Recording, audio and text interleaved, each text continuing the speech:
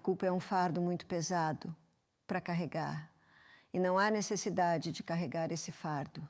Deus nos deu a capacidade de escolher. Nós podemos suportar esse fardo. Ou podemos entregá-lo ao nosso Salvador.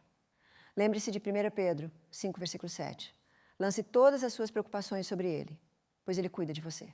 E Ele também diz em Mateus 11, 28. Venha a mim todos que trabalham e estão pesadamente carregados, e eu vos darei descanso. Pegue meu jugo sobre você. Você e aprenda comigo, pois sou manso e humilde de coração. E vocês encontrarão descanso para suas almas, pois meu fardo é leve e meu jugo é suave. Compartilhe essas belas palavras para que a pessoa saiba que tem um Salvador, pode confiar. Ele é digno de confiança. O que mais ele poderia fazer do que já fez? Fez. Nós temos uma escolha. Temos a escolha de agarrar essas emoções negativas ou podemos deixá-las ir. Mas o que ajuda a deixar ir? E eu acredito que esta é a ferramenta mais poderosa. Para deixar essas emoções negativas irem, é o perdão. O perdão não depende de sentimento. Se você esperar até sentir vontade, nunca o faria. O perdão é a única prescrição em todo o universo que tem o poder de quebrar os laços químicos da hostilidade. Ira e ódio, apenas perdoe. Uma senhora me disse, eles não merecem isso. Eu disse, eu concordo, está absolutamente certo. O que aconteceu com você é terrível, é totalmente inaceitável. Mas nós não somos o juiz, Deus é o juiz. E há um lindo verso que eu compartilho frequentemente com pessoas abusadas, especialmente meninas jovens. Isso está em Lucas capítulo 17, versículo 1, onde a Bíblia diz que é impossível, mas essas ofensas virão, mas ai daquele por quem eles vêm. Seria melhor que uma pedra de moinho fosse pendurada em seu pescoço e ele jogado no mar profundo do que tocar um dos meus pequenos. É assim que Deus vê. Veja, Deus deu à humanidade a escolha. E quando Ele deu à humanidade a escolha, algumas pessoas fazem mal. E quando as pessoas fazem mal, pessoas inocentes sofrem. É a natureza da besta. Alguns sofreram terrivelmente. Mas eu não acho que alguém tenha sofrido da maneira como Jesus sofreu. Então Ele oferece a você solução. E isso é encontrado em Hebreus capítulo 4. Em Hebreus capítulo 4, há uma bela descrição da Bíblia. E então uma descrição do nosso grande sumo sacerdote. O que devemos fazer? Começa no versículo 12. Diz que a palavra de Deus é viva e eficaz, e mais cortante que qualquer espada de 2 gumes, penetrante até a divisão de alma e espírito, articulações e medula. E é capaz de discernir os pensamentos e intenções do coração. Nem há qualquer criatura que não seja manifesta à sua vista. Todas as coisas estão nuas e abertas diante dos olhos dele com quem temos que lidar. Vendo então que temos um grande sumo sacerdote que passou para os céus, até mesmo Jesus, o Filho de Deus. Vamos nos apegar à nossa profissão, pois não temos um sumo sacerdote que não possa ser tocado pelos sentimentos de nossas enfermidades. Mas quem foi tentado em todos os pontos, assim como nós, mas sem pecado. Portanto, vamos com confiança ao trono da graça, para que possamos obter misericórdia, graça para ajudar em cada momento de necessidade. Que belo conforto essas palavras têm sido para mim. Observe o que diz. Todas as coisas estão nuas e abertas. Jesus sabe, Ele viu o que aconteceu com você. Ele detesta o que aconteceu com você, mas Ele está lá para oferecer ajuda. Ele está lá para trazer conforto. Ele está lá para trazer cura. E a cura geralmente começa quando tomamos a decisão perdoar. Deixe para lá. Quando você perdoa, você está agora entregando para Jesus. Ele diz, a vingança é minha, eu retribuirei. Deixe com Ele, Ele fará um trabalho melhor. Mas você sabe que muitas vezes Ele não precisa fazer nada porque a vida devolve na mesma moeda. Você paga. Essa é a lei de causa e efeito. O que vai e volta. Isso não é verdade? Qual é a regra de ouro? Faça aos outros o que gostaria que fizessem a você?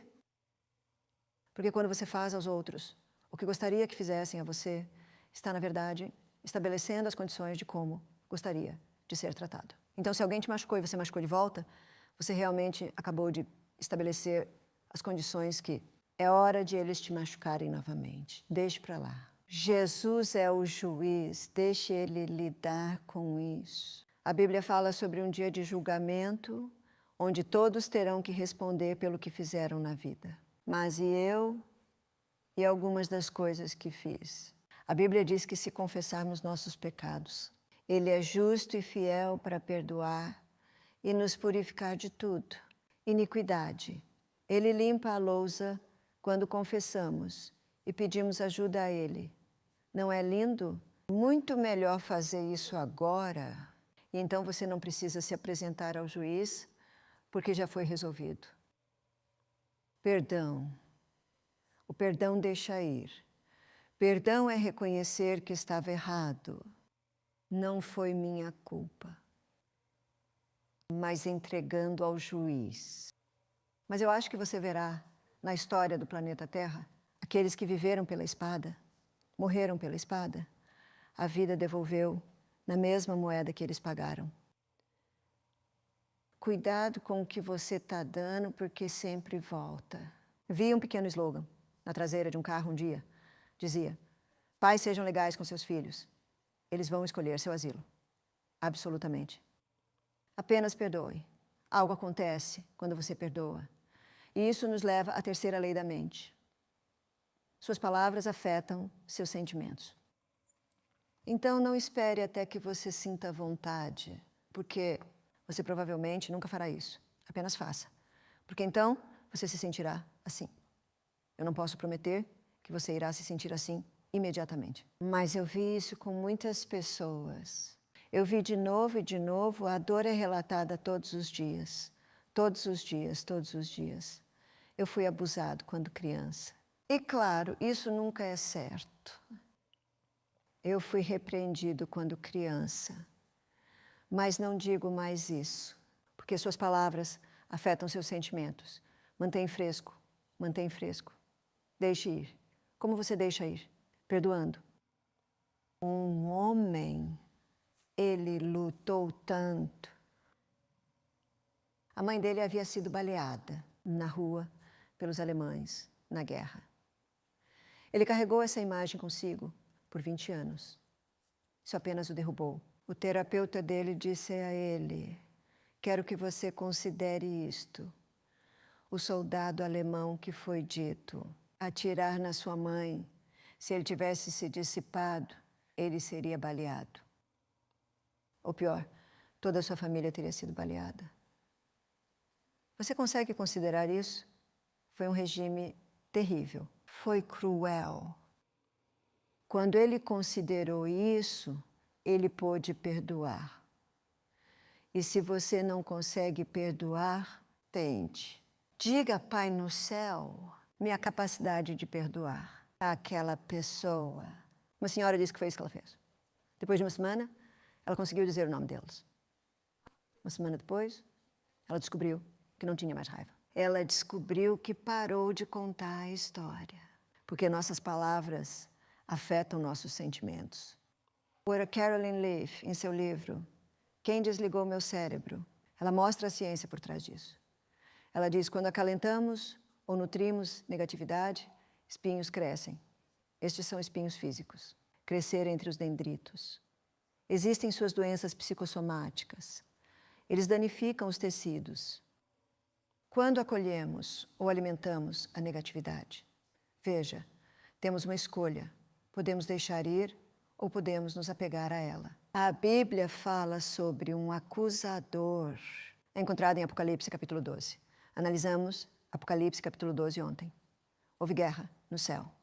E o grande dragão foi lançado para fora. Verso 10. E ouvi uma voz forte no céu dizendo: agora vem a salvação e a força, e o reino do nosso Deus, e o poder do seu Cristo, porque o acusador de nossos irmãos foi derrubado, que os acusa diante de nosso Deus dia e noite. Então esse apontar de dedo, você não pode fazer isso, você é responsável. Errado. Você é um idiota. Você nunca vai conseguir. Você nunca será bom. De onde isso vem? Isso não vem do gentil Salvador que diz, venha até mim. Venha até mim. Ei, vós que trabalhais e estáis sobrecarregados, e eu vos darei descanso. Note que o leão, rugindo, ele anda por aí, vendo quem pode devorar. Observe o que a Bíblia diz, resista firme na fé. Firme na fé, fé em Jesus. Confiança no poder divino. Ele nos ama. Ele morreu para que pudéssemos viver. Ele agora intercede por nós nos tribunais celestiais. Deixe ir essas emoções negativas. Deixe-as ir.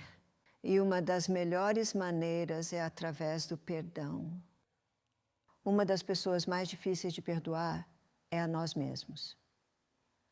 Mas se Jesus diz que se você confessar seus pecados, ele diz, eu sou capaz e justo para perdoar. Se ele perdoa, então quem somos nós para não perdoar? Perceba quando oramos, perdoa nossos pecados, como nós perdoamos. Estamos realmente estabelecendo as condições. Pai no céu, perdoa-me como estou perdoando. Ah, mas não a Ele. Então nosso Pai no céu, Ele não pode nos ajudar se nos apegarmos a isso. É uma decisão do córtex pré-frontal. Apenas faça. Vai ficar mais fácil. E seus sentimentos seguirão. Já vi muitos se curarem de problemas físicos através do perdão. O amor também é uma escolha. O amor não depende de sentimentos. Provavelmente não é surpresa que os filmes estejam errados. Você já notou que as estrelas do cinema parecem ter muitos casamentos? Eles nem mesmo resolveram e estão desempenhando os papéis de pessoas apaixonadas. Quando nos apaixonamos aqui. É com caráter. E o caráter, sob a orientação do Espírito de Deus, deveria ficar mais belo com a idade. É aí que nos apaixonamos, lá. O amor é um princípio, não é uma emoção, não é um sentimento. E quando você se apaixona, quando você toma a decisão, eu quero casar com essa garota, eu quero casar com esse menino. Quando você toma a decisão de fazer isso, por que tomou essa decisão? Porque você os estudou. Você se sente atraído por eles, você ama o caráter deles, é isso que você ama, você se apaixona por isso. Quando você toma essa decisão, os sentimentos seguem. Obviamente tem que haver uma atração. Você não escolhe se casar com alguém porque eu acho que é tudo que você precisa ou quer. Não. Deve haver uma atração. Sempre. Mas a atração não é a única. Porque pode haver uma atração. Eu acho que se um cara bonito entrar na sala, o coração de todas as meninas na sala está preso para se exibir. Mas eles não sabem que aquele jovem bonito acabou de gritar com sua mãe e chutar o cachorro, sabe? E não consegue manter um emprego. Nos apaixonamos pelo caráter. E quando você decide amar, seus sentimentos seguem. As suas palavras afetam seus sentimentos. E já vi muitos relacionamentos falharem por causa das palavras que são ditas. A Bíblia diz Provérbios 13, versículo 3. Aquele que guarda a sua boca, guarda a sua vida. Mas aquele que abre muito os seus lábios, terá destruição. E Provérbios 12, 18, diz que há aqueles que falam como os golpes de uma espada, mas a língua do sábio é saúde. Para quem são as perfurações da espada? Sim, todos que ouvem, mas também o falante. Isso fere a própria alma. Isso nos leva à quarta lei. E a quarta lei afirma que suas palavras revelam seus sentimentos. Você não pode deixar todos eles saírem. Alguns dizem que é seu direito falar o que pensa. É sua obrigação não falar o que pensa. Você não sabe o efeito de suas palavras. A Bíblia diz em Colossenses 4, versículo 6, sempre com graça, temperada com sal, para que saibas como deves responder a cada homem. E lembre-se daquele compromisso divino que falamos esta semana, bem cedo pela manhã, muito cedo pela manhã. Quanto mais cedo eu acordo, mais feliz eu sou. Tenho mais tempo com meu Salvador. Isaías 50, versículo 4. O Senhor Deus me deu a língua do banheiro, para que eu saiba como falar uma palavra na estação para ele que está cansado. Ele desperta, manhã após manhã. Manhã, ele acorda meu ouvido, para ouvir como os instruídos. De onde vem isso, esses lábios, essa voz? Eles vêm de Deus. São os que queremos, porque Provérbios 29, versículo 11, diz que o tolo diz tudo o que pensa, mas o homem sábio o guarda até depois. Há coisas que precisam ser ditas, mas deixe seu discurso ser sempre com graça. De onde tiramos essa graça? Você se lembra do que vimos? Que em Hebreus capítulo 4, vamos lá, vir corajosamente ao trono da graça, para que possamos obter misericórdia e graça para ajudar em todos os momentos de necessidade. É de onde você tira isso. É aquele compromisso cedo todos os dias, onde você entrega seu córtex pré-frontal a Deus e pede a Ele orientação para o dia. Ele nunca irá falhar você. Suas palavras revelam seus sentimentos. Então, por favor, faça algo com eles. Mas estou chateado. Vamos correr. Tome um grande copo de água. Vá para fora e faça alguns exercícios de respiração profunda. Mas não diga nada até. Córtex pré-frontal, novamente, é o freio, não o sistema límbico. A quinta lei afirma que temos um cérebro mutável. É a lei da adaptação. A ciência sempre afirmou que nosso cérebro é pré-configurado. Mas agora estão dizendo que, bem, não é. É flexível. Nós temos um cérebro macio e amplo. Isso significa que é um cérebro adaptável. Agora, essa adaptação do corpo, do cérebro, é um processo maravilhoso ou assustador. É maravilhoso quando está adaptado para hábitos e caminhos que vão fortalecer o corpo. É perigoso quando se adapta a caminhos que vão ser destrutivos para o corpo. O processo de adaptação afirma o provérbio: aquele que anda com um homem sábio será sábio, mas um companheiro de tolos será destruído por causa da lei da adaptação, por causa da neuroplasticidade, por causa do nosso cérebro maleável. O outro provérbio é Provérbios 22, 24. Não faças amizade com um homem irado. Com um homem furioso não deves ir, para que não aprendas os seus caminhos. E prepare uma armadilha para a tua alma, por causa da lei da adaptação. Cuidado com o que você está assistindo, cuidado com o que você está ouvindo, cuidado com quem você está com. Tenha cuidado com o que você lê. Porque tudo tem um efeito no cérebro. É uma lei, tanto do intelectual quanto natureza espiritual, que ao contemplar nos tornamos mudança. A mente se adapta gradualmente aos assuntos em que é permitido se fixar. Você viu a palavra permitida? A escolha.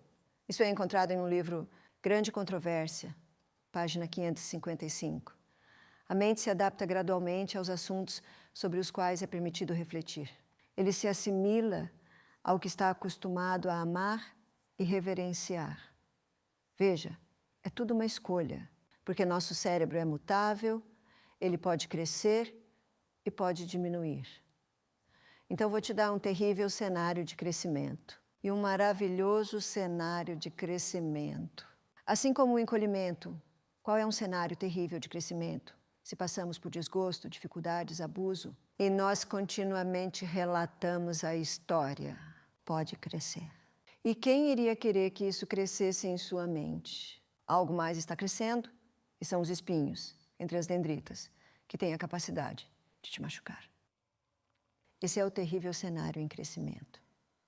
Bem, qual é o maravilhoso cenário em crescimento? Nosso cérebro tem a capacidade de crescer novas dendrites e pode estar crescendo novos dendritos até o dia em que morremos. Então temos 1 trilhão de células nervosas que compõem nosso cérebro.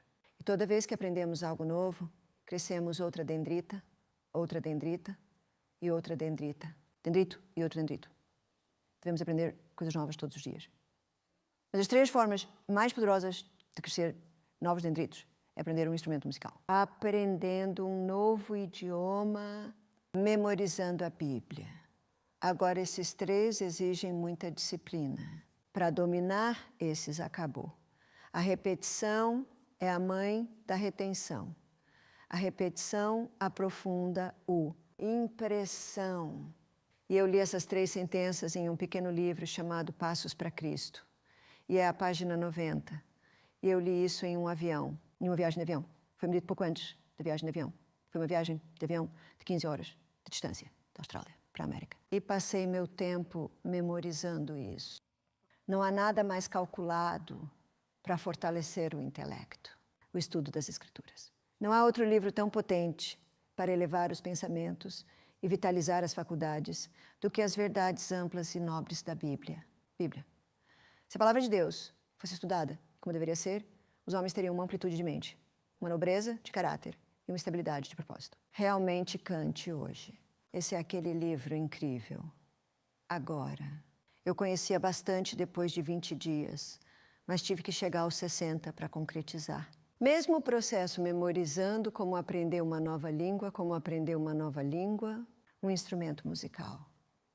Toda vez que você aprende algo novo, outro dendrito.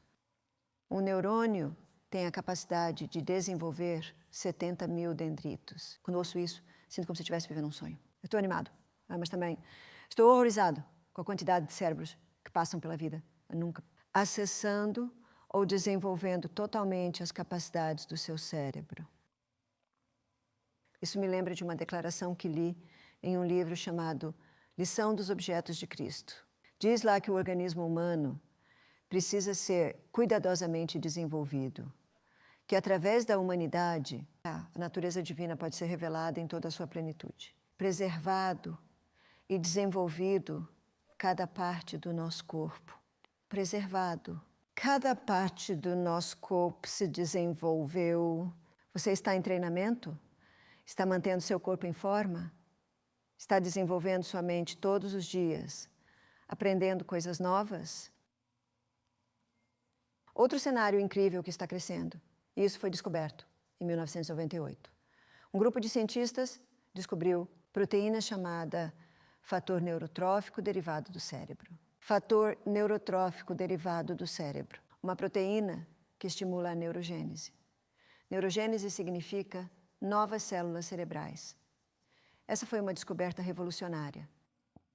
Isso é uma descoberta revolucionária para cada um de nós. Porque se em tempos passados alguns de nós usaram drogas, bebemos álcool, tivemos essa exposição ao mercúrio, sofri alguma morte de células cerebrais. A boa notícia é: em 1998, eles descobriram o fator neurotrófico, derivado do cérebro, que estimula a neurogênese. O que eles descobriram é que uma dieta rica em carboidratos inibe a liberação. Existem 3 surpresas que estimulam a sua liberação. Uma surpresa é o jejum. Em seu livro, Dr. Michael Mosley, A Dieta Rápida, ele fala sobre o fator neurotrófico derivado do cérebro. Além disso, no seu livro, O Cérebro que se Muda, o neurologista Dr. Norman Doidge cita a descoberta, fator neurotrófico derivado do cérebro. Jejum. Ontem tomei o café da manhã como um rei, almocei como uma rainha e não comi novamente até o dia seguinte. O café da manhã, novamente. Então, eu fiz um jejum de 18 horas. Nos nossos retiros de saúde, nossos convidados jejuam por 2 dias. Então, pelo resto da semana, deles um café da manhã digno de rei, almoço como uma rainha. E então, uma sopa fina à noite. Um jejum de 18 horas. Este comer restrito ao tempo, este jejum intermitente, estimula a libertação do fator neurotrófico derivado do cérebro. Qual é o outro choque? Treinamento intervalado de alta intensidade. Então, em seu livro, no livro do Dr. Michael Mosley, The Fast Exercise, ele novamente fala sobre o fator neurotrófico derivado do cérebro.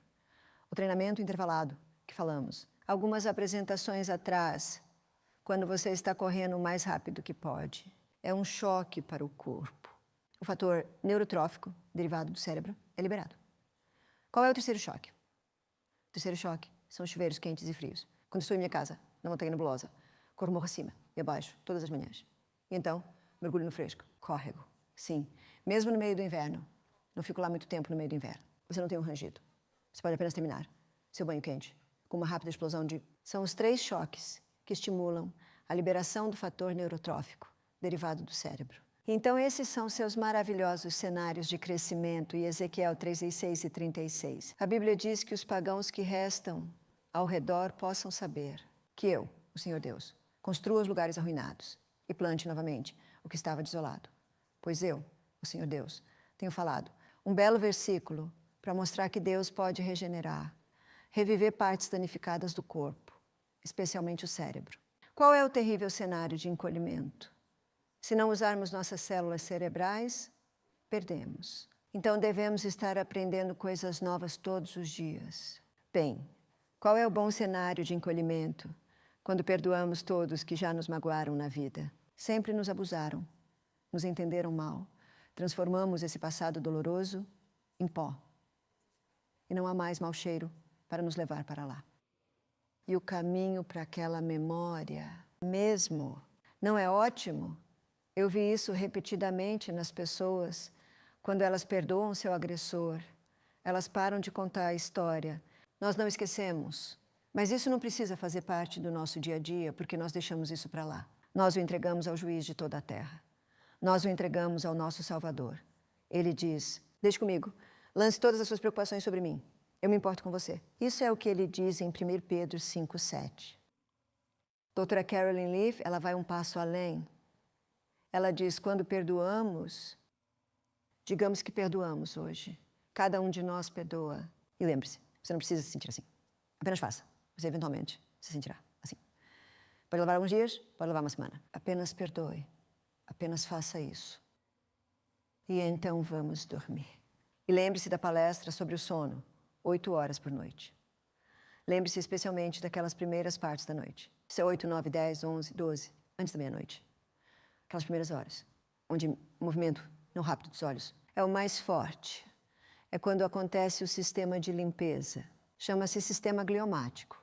É composto por células gliais. Então, quando perdoamos, e depois vamos para a cama naquelas primeiras horas especialmente, o sistema gliofático é ativado e esse sistema gliofático limpa os espinhos. A ciência agora nos mostra que o perdão tem um efeito fisiológico para desintoxicar ou limpar o cérebro. Não é Deus bom? A última lei é a lei da diversão. E a lei da divergência afirma que quando algo é negado tão firmemente que recusa qualquer esperança para isso, o cérebro tem a habilidade de desviar para outras atividades. Não adoras este Senhor? Todos experimentam portas fechadas. É por isso que digo aos pais, acostumem seus filhos a saber. Então, querida, desculpe, não podemos fazer isso. Mas olha o que podemos fazer. Acostume-os a ouvir não. Porque quando saírem de casa, vão ouvir muitos nãos. Ajude-os a lidar com isso. Vai haver muitas portas fechadas. Mas qual é o velho ditado? Quando Deus fecha uma porta, Ele abre uma janela. Meu filho James, com 15 anos, disse, mãe, às vezes a janela é maior que a porta. Eu disse, bom pensamento do córtex pré-frontal, James, apenas 15 anos, e capaz de pensar assim. É por isso que essa mente e os nervos, eles podem ser fortalecidos através do uso. Um homem italiano me disse, não, Bárbara, o que dizemos na Itália, quando Deus fecha uma porta, Ele abre duas. Tenho certeza de que todos nós podemos ver isso em nossas vidas. Quando Deus fecha uma porta, Ele costuma abrir também. Então, quando Deus fecha uma porta em sua vida, eu sendo banido na Austrália, foi uma porta fechada. Foi muito difícil de aceitar, especialmente quando você não fez nada. Errado. Eu digo, como pode haver um crime quando não há vítima? Isso foi difícil. Eu me permiti 15 minutos para lamentar. Eu chorei. Todo o meu trabalho de vida parou. Eu não posso mais fazer isso. Parou. E então eu sequei os meus olhos e disse ao Pai Celestial, obrigado por fechar a porta, porque sei que tens algo mais para mim. E Ele fez. E Ele fez. E eu estou aqui nos Eduardo hoje porque Deus abriu outras portas. Quando Deus fecha uma porta em sua vida, agradeça a Ele. Está escrito em 1 Tessalonicenses 5:18, em tudo dê graças, pois esta é a vontade de Deus em Cristo Jesus a seu respeito. Você não precisa gostar, apenas agradeça a Ele. Diga, obrigado, Pai, eu não gosto disso, eu não entendo, mas eu confio em Ti. Isso é confiança no poder divino. Eu confio em Ti. Dessa situação, vou aprender algo. Com isso, vou me tornar uma pessoa melhor. Confie nele. Não há ninguém melhor no planeta em quem você possa confiar do que o nosso Salvador.